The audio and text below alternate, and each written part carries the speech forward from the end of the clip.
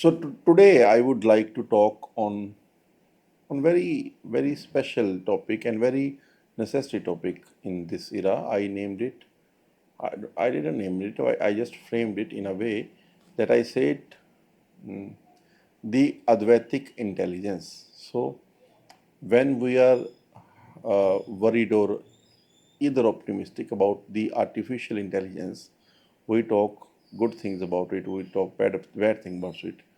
But the one thing which we usually ignore is how we can handle this, and what should be the strategy to to live in a world where artificial intelligence is a mundane thing. You like it or don't, it will be everywhere. And I'm not talking about the economical side of this, which is very important, I say, but I'm trying to put the attention back on the idea that what it will do to our minds, what it will do to our beings. That is the core idea of this inquiry today. So let's see it in this way that this artificial intelligence, AI, could be a new term, but in Indian understanding, the AI was always recognized as Advaitic intelligence, and this is the high time that we should try to rethink over it again. But when I say rethink, we cannot just switch into the marketplace idea which is being sold under the name of Advait. Advait is the highest philosophy ever produced by anyone ever lived on this planet. This is not what I'm saying, this is what the genuine philosophers of the West has acknowledged. Either we accept it or we condemn it. This always stand out of the framework that we usually try to offer under the name philosophy. So how to start inquiring it? Today I was in the morning, I was playing some music in the earphones and doing my exercise, and I framed it in this way that who is the one who is listening this and who is the one who is doing this. You know, that is very uh, that is very beautiful insight, that is very beautiful starting point how we can start inquiring, start entering in this field. Because there were some times when I was exercising, uh, I was focused on my running or my whatever exercise I was doing. I was body at that time. The attention was uh, very much concentrated on the body. So the song or the music which I was listening was dimmed, was sidelined, was somehow it goes in the background as a background music. But when I focused my attention on the music, the exercise seems passive. I cannot take account, take record, take a calculative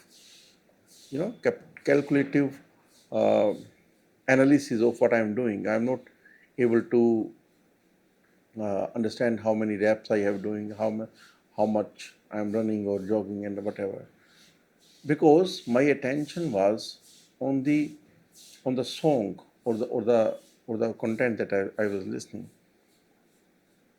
So what does it tell us? It tells us two, three basic things from where we can start. Either I am mind or I am the body. Well, some of us might argue, and it is a established way to to explain how we usually try to explain the self. So there could be, let's define it into two ways. There is one self that we can call the self, and there is what we can usually say self. So self could be changing. Sometimes you are this, sometimes you are that. That is the self only. But when I say the self, that should be the fundamental, that should be the primordial, that should be the subtlest kind of the self.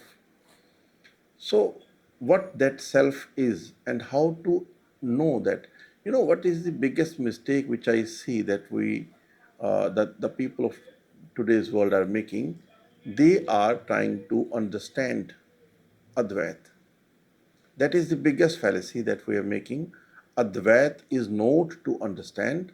The moment you understand, or you try to understand, or you conceptualize, or you give yourself clarity about the Advaitic idea, the basic essence of Advait has been lost. Because Advait is not an idea, it is not a philosophy that you can understand. It is something that you can see, that you can imbibe, and that is the exact point that I try to discuss, that in Western world, we say philosophy as philosophy.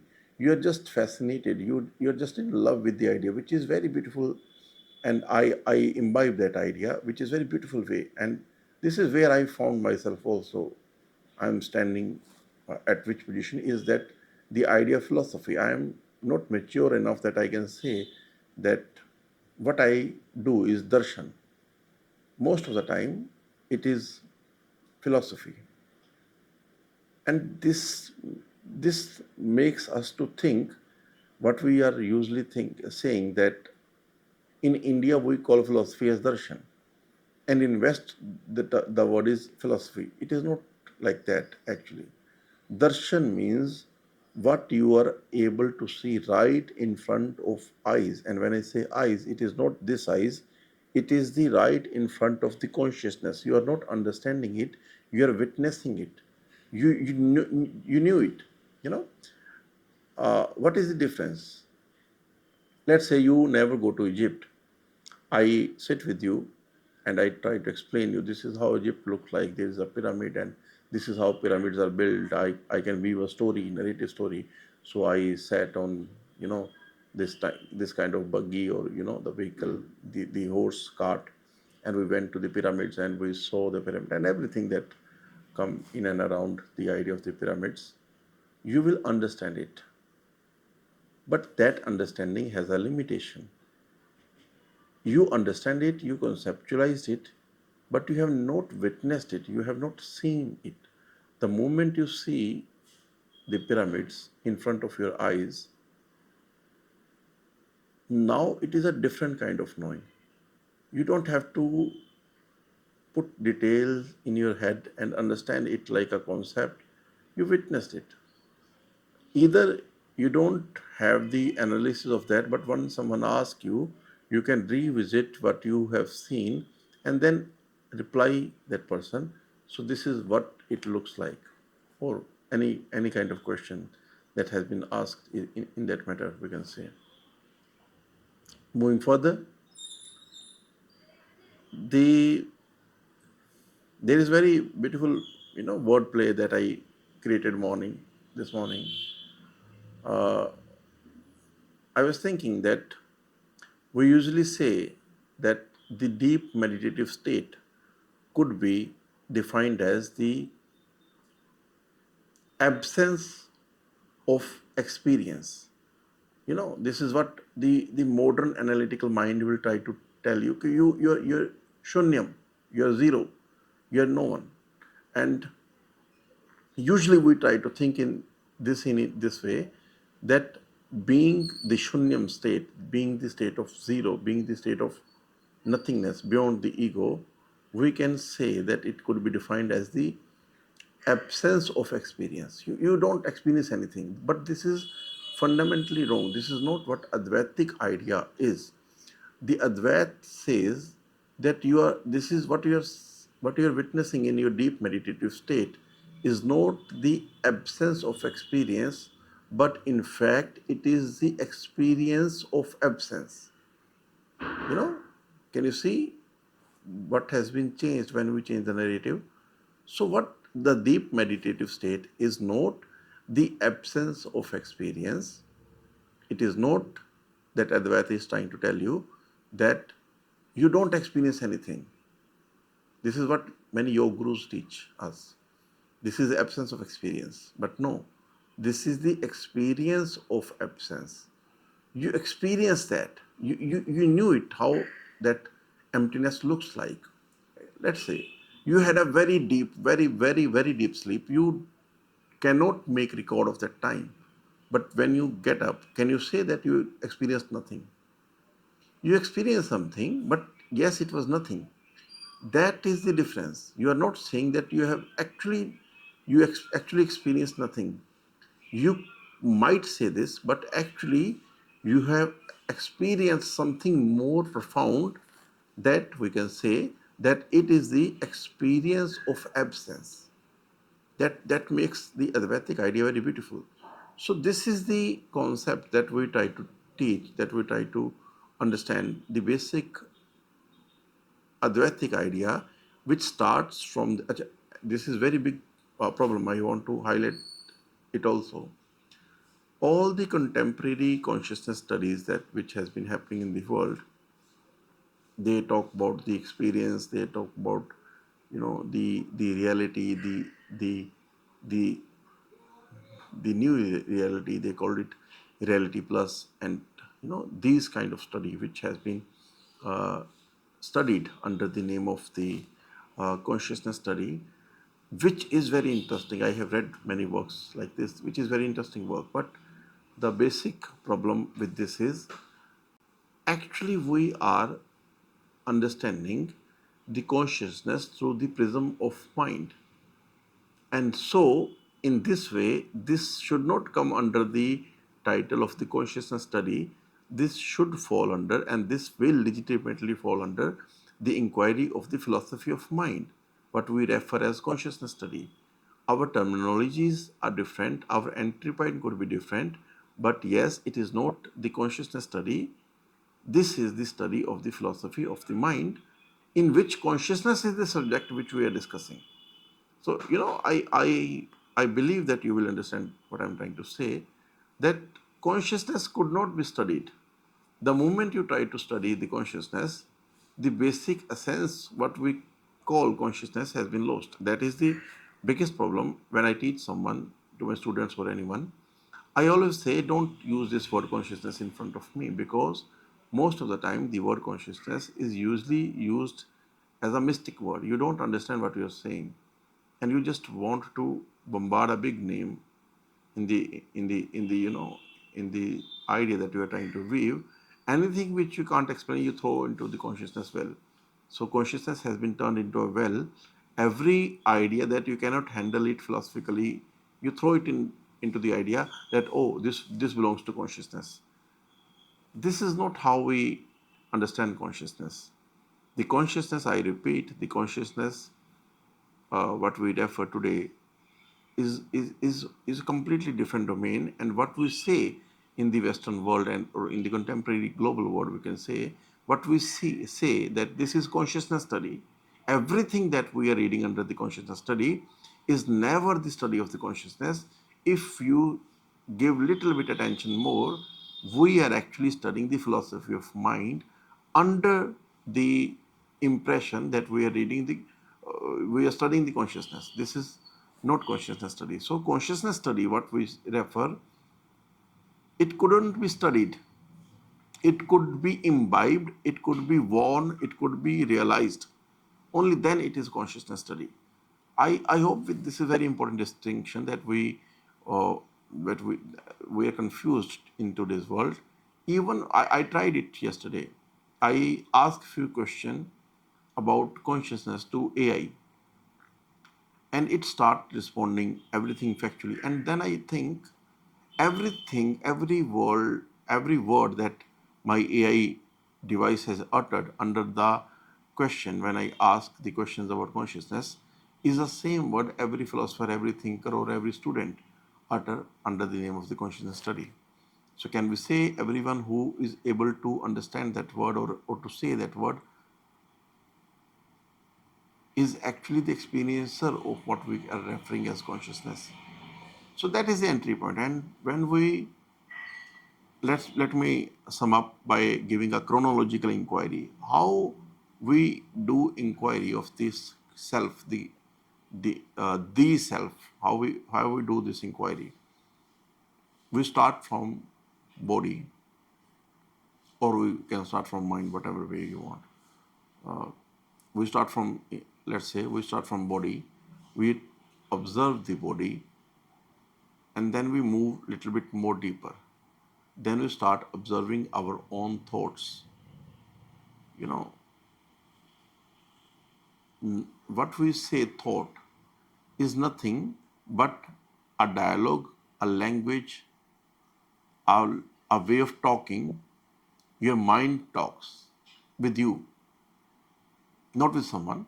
When I talk with someone, for example, I'm talking to you or I'm talking to the camera, this is one way of talking. But let's say the camera has been removed from the room and no one is here, and I think alone, and actually what I say or what I refer as thought is actually the talking of the mind to my being, or my mind talks with himself, you can say. That is the exact phenomena that people call thought. So there must be some difference between what we call a genuine thought and what we can say just uttering what is known to the mind. So we start inquiring about, and the device which is used to reach to that self is the tool that the Advaitic idea has given us, is neti neti.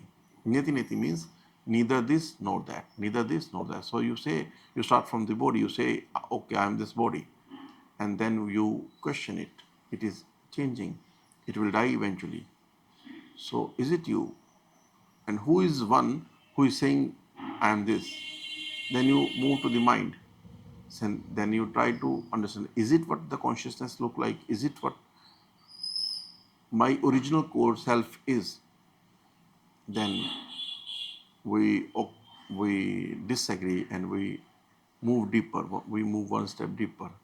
Because when I am sleeping or when I am in very deep sleep, I can't say that I was actually thinking, or I was mind at that time, but I was there.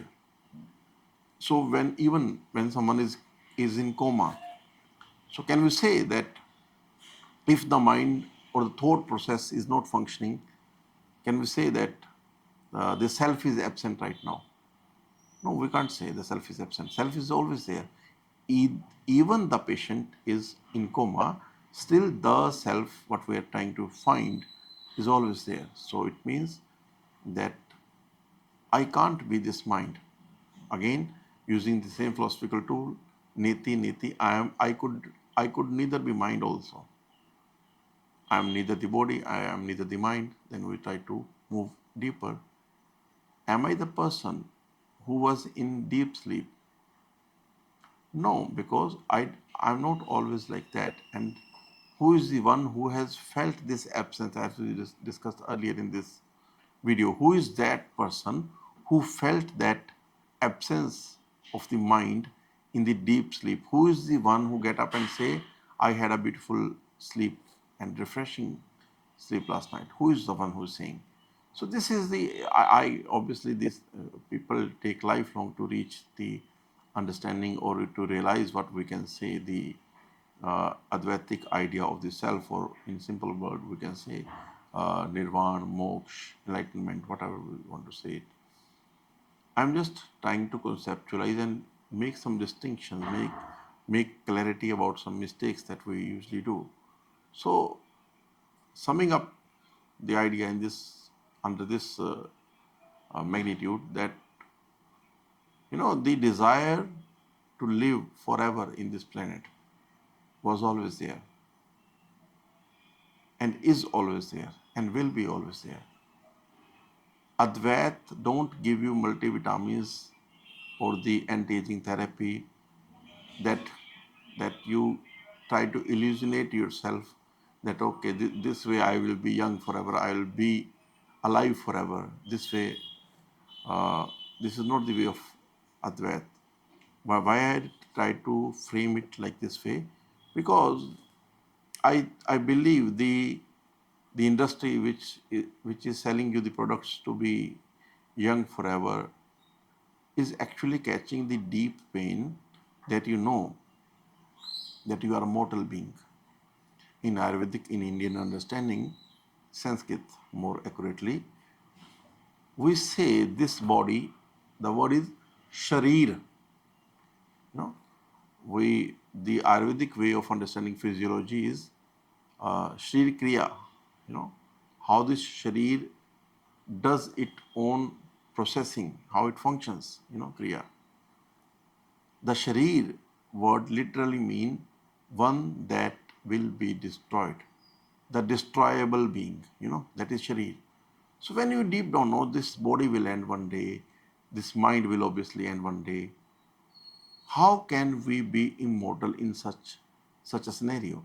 That is the exact starting point where Advaita don't try to help us by multivitamins that how to be young forever or how to be alive forever. It asks rightest question.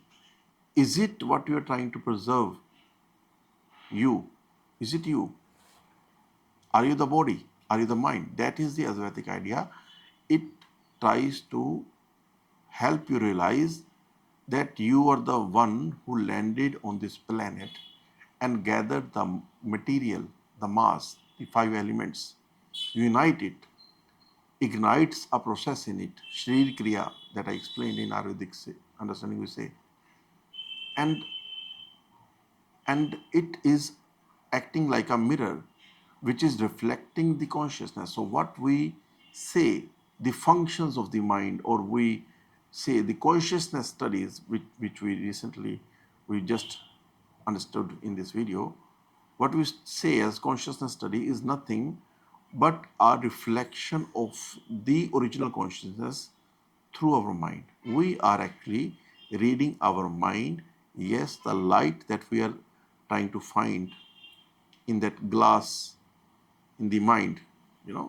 Imagine a glass slab in which a ray of light entered. We are reading the glass slab and understanding the ray of light. This is what we are doing on the name of consciousness study. We are just studying the mind, how it behaves when consciousness strikes on it. So what we're doing, we are actually studying the philosophy of mind. The subject might be consciousness this times, but it was never the consciousness study. The original, the authentic, the OG, in modern world we can say, the OG way of consciousness study, explaining the consciousness study, is always the Advaitic philosophy, or we can say the Upanishadic philosophy more precisely. Upanishads and Advaita has been the oldest, the original form of what we today call as consciousness study. And what we think about the consciousness study is most of the time the philosophy of mind, which is trying to study consciousness, how behaves in a mind. So it is philosophy of mind. Consciousness is the subject. I know this is a little bit tricky and complex topic, but this is a very important distinction, a very beautiful starting point, because if the starting point is not corrected well, it is not understood well, wherever we move, whatever we took action to understand will always be wrong because the starting point is not clear enough. So I think when we try to start understanding the Advaita, these are certain terms that we should be very clear that what actually is Advaita, what actually is the consciousness study, what actually is the philosophy of mind, and who is the one who is navigating through all that. Thank you.